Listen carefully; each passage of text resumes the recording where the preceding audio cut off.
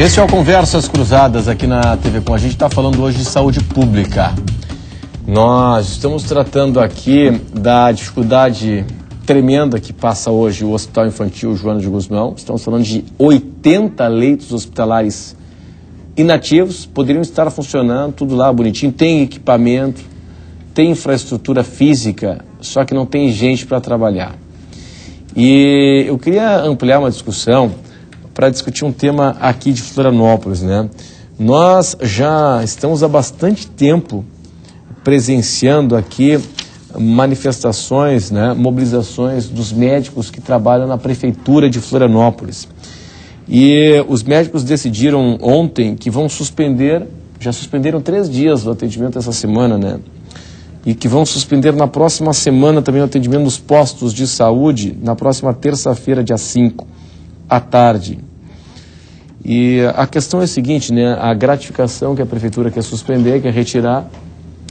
E é um negócio meio curioso, eu estava conversando com alguns médicos, né? Até gostaria que os senhores me explicassem.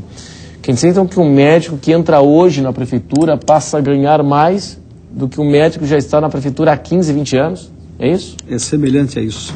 Porque a gratificação que é paga por atividade no PSF, Programa Saúde da Família, ao invés dela ser plena pela atividade desenvolvida, ela sofre o desconto, não da Previdência e do Imposto de Renda, que são óbvios, do anuênio, da insalubridade, do aumento do vencimento dele, de outra tarefa.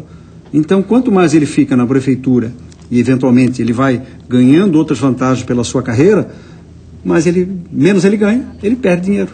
Agora, recentemente, em abril, a colega recebeu um número hipotético, R$5.000.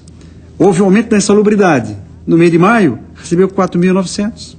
Por quê? Porque aumentou a insalubridade e descontou mais daquele valor.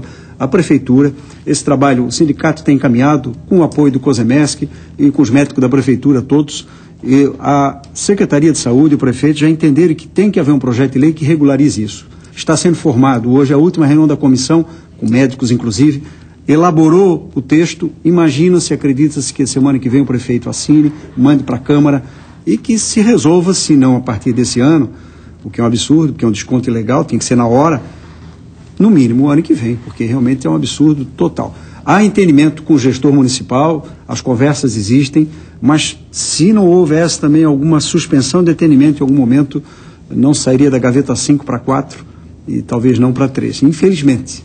Deixa eu fazer um link, Renato, dessa questão dos atendimentos no âmbito do município com o nosso tema principal de hoje, que é o Hospital Infantil. Sim. Boa parte da carga de trabalho do Hospital Infantil é de pequena e média complexidade, que pode ser resolvida no município, com um aparato bem preparado, com profissionais satisfeitos com o seu trabalho, bem remunerados, com recursos humanos bem distribuídos, equipamentos necessários, enfim, isso desonera o Hospital Infantil de atendimentos e procedimentos de menor complexidade que não precisariam estar chegando à uma unidade terciária de referência como é o Hospital Infantil. Então, veja que as coisas são muito imbricadas. Um problema de saúde na esfera municipal, ele repercute de forma muito importante na esfera estadual, né? E trazendo ainda para essa discussão a questão de financiamento da saúde, né? Uma coisa que debatemos muito nas entidades médicas, o financiamento da saúde é insuficiente.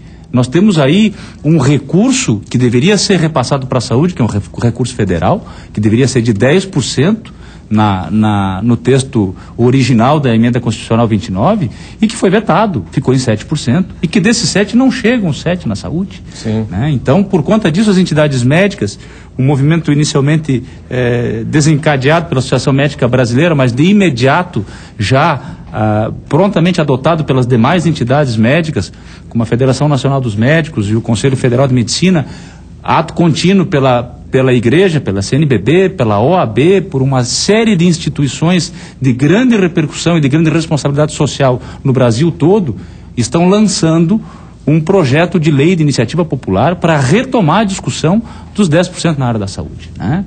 Nós vamos ter aqui em Florianópolis, no dia 19 de junho agora, o lançamento estadual desse projeto de lei, dessa campanha, que busca a assinatura das pessoas, é um abaixo-assinado visando um projeto de lei, portanto é um abaixo-assinado um pouco mais elaborado, precisa conter o número do título de eleitor do indivíduo, né? E aí a importância da igreja, porque é um contexto em que se pode programar as pessoas para assinar o documento. No dia 19 de junho agora, nós vamos fazer um lançamento estadual desse projeto em Santa Catarina, que está sendo feito da mesma forma em todos os estados, com a participação da Assembleia Legislativa, da Associação Médica Brasileira, da Associação Catarinense de Medicina e das entidades que compõem o COSEMESC. Então, isso contextualiza a questão de que, assim, os problemas da área da saúde, eles têm que ser tratados em conjunto e tem que ser visto a repercussão que existe quando falta algo na esfera estadual, repercute na municipal e na federal também. Então... Se o Gneu permite falar, claro.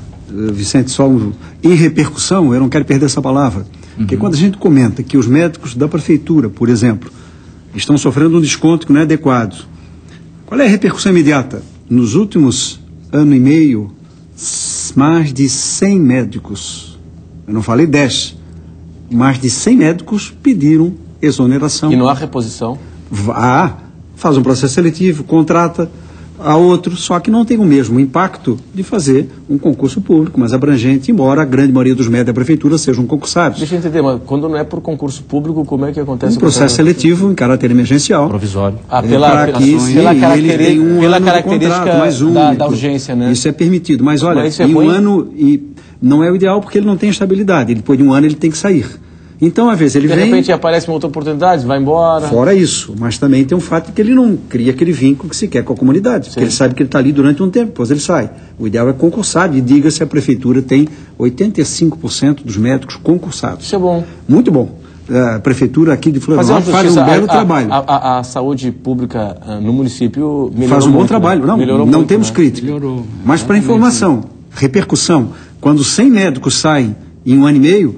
certamente alguma coisa está acontecendo de dificuldade para aquela comunidade. Então a repercussão é grande, financeira, de falta de justiça no remuneração. Claro. Agora, pessoal, é o seguinte, eu só quero retomar aquela história que foi trazida agora há pouco aqui, que é essa história do município, né? A falta de resolutividade nos postos de saúde. E aí nós temos essa cultura hospitalocêntrica, né? Que a gente resolve tudo no hospital, pela praticidade do hospital. Isso é falta de investimento das prefeituras, doutor? Não tenha dúvida. Não tenha dúvida. Ainda se observa, né, quem transita pela saúde, ainda vê o grande afluxo de veículos das prefeituras do interior do estado, trazendo doentes para tratamento aqui em Florianópolis, né? Então, o que se deduz é de que, efetivamente, aquelas prefeituras não investiram, né? Às vezes existem determinados investimentos que são muito pesados para uma prefeitura, né, de porte pequeno, mas os consórcios de prefeituras, né, se fossem estimulados pelo governo do estado, o governo federal, para que muita coisa poderia ser resolvida, né? Muitos casos não chegariam como chegam ao hospital infantil, que é o tema de hoje, né? Que é um hospital de referência, acaba mandando coisa que poderia ser resolvida lá em nível regional, né? Regional. Apenas a ressalva, talvez, Vicente, tu fosse muito feliz em dizer das pequenas prefeituras, porque as grandes prefeituras estão colocando mais dinheiro que deveriam colocar. Florianópolis, certamente, é verdade. E nós também somos críticos naquilo que não está correto, mas a gente tem que ser justo. Olha, mais de 20%, quando a emenda dizia que seria 15% mínimo. Não dizemos nós, médicos, que se é 22%, mas talvez o necessário seja 25%. O fato é que as grandes, Joinville, Blumenau, Florianópolis, talvez Criciúma, estão acima desse patamar de 15%, assim como o Estado de Santa Catarina também, pela primeira vez agora, o TCE aprovou as contas dizendo que ele aplicou 12%. O grande vilão, o Aguinaldo falou muito bem, é o governo federal, né? Em que nosso presidente, a nossa lá instalada, ao invés de regulamentar a emenda 29, trazendo recursos para a saúde, fez o que fez, e nós estamos uma tabela SUS absolutamente iníqua e matando tudo que é hospital do interior também. Exatamente. Então, pegando o gancho no que o Renato trouxe antes sobre a ambulancioterapia, né? Que é botar o indivíduo dentro de uma ambulância lá numa cidade do outro lado do estado e mandar tratar na capital. Veja, porque um dos grandes motivos pelos quais existe a ambulancioterapia é exatamente isso que o Dr. Ciro falou agora. A tabela do SUS é uma tabela defasada, é uma tabela que equivale a 20 anos atrás. Então, o hospital do município, que atende o município e que deveria receber da União o dinheiro correspondente ao tratamento efetuado dentro do hospital, seja ele público, seja ele filantrópico, mas que atenda pelo SUS, ele recebe uma remuneração não só da parte médica, mas de todo o custo do atendimento, completamente aquém daquilo que é o custo. É defasado, né? Isso é fato, né? Porque o custo aumenta e a tabela permanece congelada. Isso é um fato. Agora, os senhores não acham também que quando a gente mistura o público com o privado, e é o caso dos filantrópicos, abre-se uma margem para problema também? Eu acho, Renato, que os filantrópicos cumprem um grande papel dentro do nosso Estado. Não só no Estado, no Brasil. Não, tem um histórico de prestação de serviço, né? Mas o problema do filantrópico não é o fato dele atender o universo do paciente público na mesma estrutura física do privado. A questão, o grande problema que os filantrópicos vivem hoje é o subfinanciamento do procedimento dos procedimentos feitos pelo SUS. Essa gestão híbrida, esse atendimento híbrido, de repente não sabe se aquela gás ali foi paga pelo Estado, município, se o paciente é SUS, plano de saúde ou... Mas aí é questão de gestão. Eu só queria colocar, a maioria dos hospitais filantrópicos do Estado atendem mormente o Sistema Único de Saúde. 70%, 80% SUS, né? Eu conversava há pouco tempo com uma senhora que é secretária de saúde de um município no oeste do estado, e ela me dizia que alguns municípios, alguns secretários de saúde de município que ela conhece, que convive, tem município que chega a investir 30% em saúde. Ou seja, completamente fora até daquilo que é o acordo tripartite, que o município deveria investir 15%. Se a União efetivamente investisse os 10%, o município poderia investir apenas 15% e a saúde teria o financiamento adequado. O problema é que o grande buraco hoje da saúde pública é falta de financiamento de ordem federal. Isso é uma coisa muito clara, muito patente, muito discutida já e de opinião unânime de todas as entidades médicas. Bom, pessoal, é o seguinte, para daqui a pouco, depois do intervalo, a gente está falando muito de falta de pessoal. Eu quero saber se, aliado a esse problema de falta de pessoal, nós temos problemas de infraestrutura, de materiais, de equipamentos também, ou o problema é apenas de falta de gente. Vamos para o intervalo e até já.